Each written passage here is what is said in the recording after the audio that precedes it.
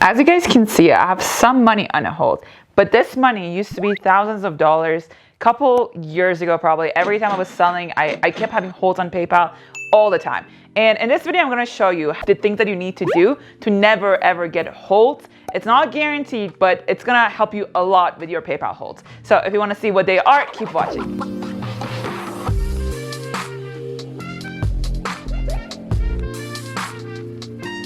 What is up, beautiful people? It's Nas here, and in today's video, let's talk about PayPal, their holds, and how annoying it is when you start your business, including e-commerce or eBay or anything else that you're starting to do, and you keep getting holds. First of all, let's talk about why you need to use PayPal.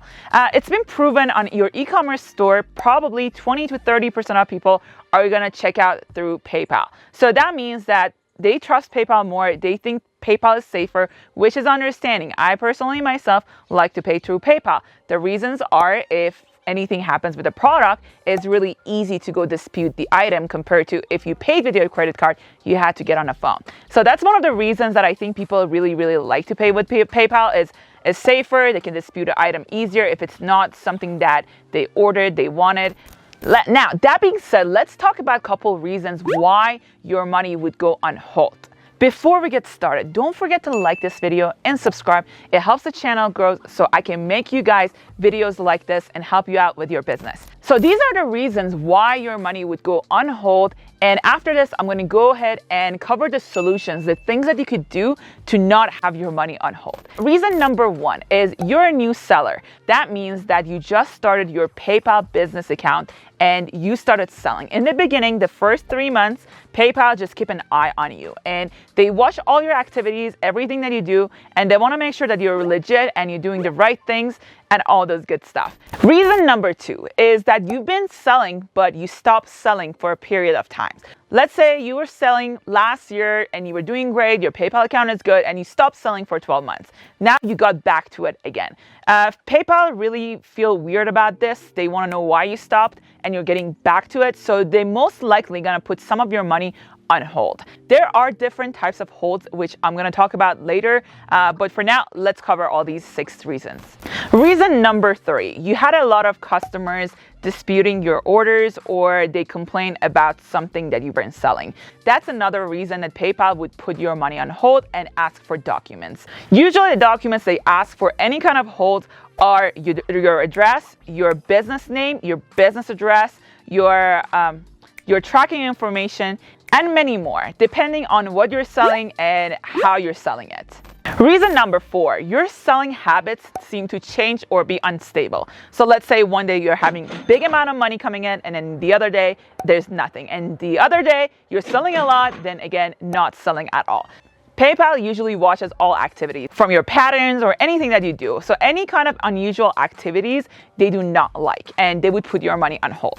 Number 5, you're selling high-risk items. That includes travel packages, electronics, event tickets, and gift cards. Now let's talk about type of holds that you would get. Not all of the holds are bad, but some of them can really limit your cash flow. So let's talk about them. Number 1 is 24 hours after the item being delivered. So let's say you updated your tracking information, which you should do, so you don't get the bad holds. This is not that bad. Usually it's 24 hours after the item got delivered. So that's number 1. Now, let's say you've been dropshipping. One of the things is that I don't like about AliExpress, you have to kind of give estimate of the date that you're getting the product delivered.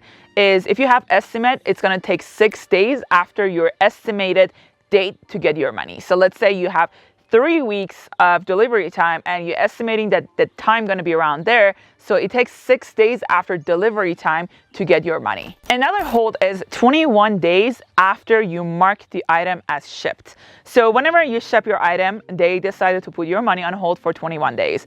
And this is usually when you don't upload tracking number on PayPal. Let's talk about the solution specifically in e-commerce. Since a lot of you guys that are watching this probably are running a dropshipping store or have some kind of e-commerce store, you should definitely 100% have some type of method to upload your tracking information into your PayPal. It's not enough to just put it on Shopify. So let's say if you're using Shopify as a platform, there are apps that you could use to pay a little bit extra. So it would automatically, every time you get a sale on PayPal or through PayPal, they would upload the tracking number from your Shopify store to your PayPal account, which is very beneficial. Now PayPal knows that you have a tracking number, your package can be tracked, and you're just automatically more reliable.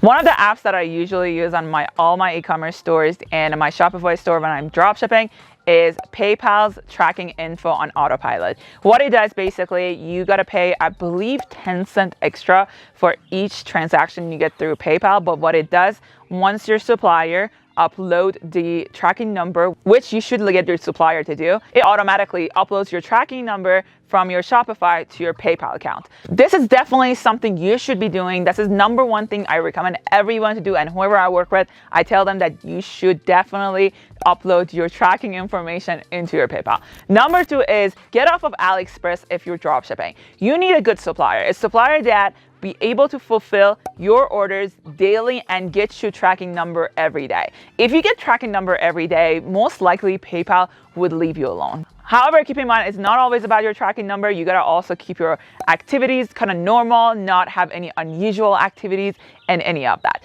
So make sure that you can talk to your supplier directly, not just through AliExpress. A lot of suppliers on AliExpress, they're actually drop shippers. They wait till they have enough orders, maybe 7 to 10 days before they order the product. So if you're taking 7 to 10 days to upload tracking number to your PayPal, be kind of ready to get that big hold. I personally, in the beginning when I started, I didn't know any of that, and I got holds. Usually the worst one is when your account ggets limited and you have holds for 180 days. I had that for a while, and then after 6 months or so, I think 50% of my money was always on hold for 180 days. Then it kind of dropped to 20%, and now it's like, I think 5% or less. The third thing that you could do to protect your PayPal, no matter what supplier you work with, always check what kind of shipping they're using and ask if they provide tracking number. Again, I'm talking about tracking number, but also ask for tracking number.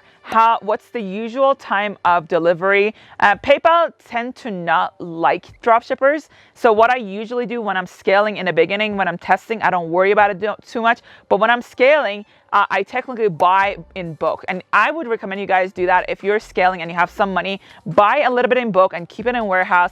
If you ever have to talk on the phone with PayPal, they're gonna ask you if you have inventory, and you wanna have inventory to show them that you actually have it and you're getting it delivered. That's what I usually do to avoid any kind of, not only PayPal, also for if you're using Shopify payments, Stripe, or any other payment processors. They do not like it if you do not keep inventory. Again, I know we always talk about dropshipping, but I use dropshipping method for specifically when I'm testing, but when I'm scaling, I like to buy a little bit in bulk and keep it there.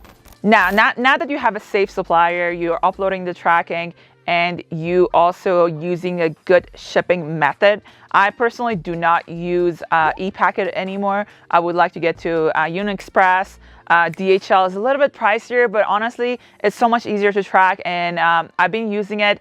I have to kind of bump up my price, when the selling price usually, but it's really easy to track. Honestly, I really recommend you guys getting your own supplier. The reason I say find a private supplier or an agent is that it's easier to communicate with them. Once you get your PayPal limited, they're gonna ask for a lot of things, and a lot of things gonna include your supplier. If you're just scaling on AliExpress, it's really hard to get in contact with your AliExpress supplier to get their information. So it's easier to have the actual supplier. They're gonna ask for your supplier address sometimes, their phone numbers, a lot of details about even their warehouse, a picture of their warehouse, a lot of things. And that's when you get a limited account. The limited account is when you can take payments from people, but you can't use your money, you can't transfer, you can't pay, you can't cash out. Basically, all your activities are limited, except taking money, which is kind of weird.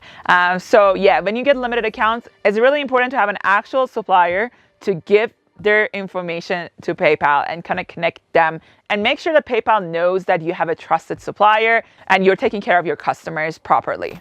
All right, guys, if you like this kind of videos, please don't forget to like this video and subscribe. Also, if you have any questions about PayPal, dropshipping, online businesses, drop your questions down below. I answer pretty much every single question that you guys have.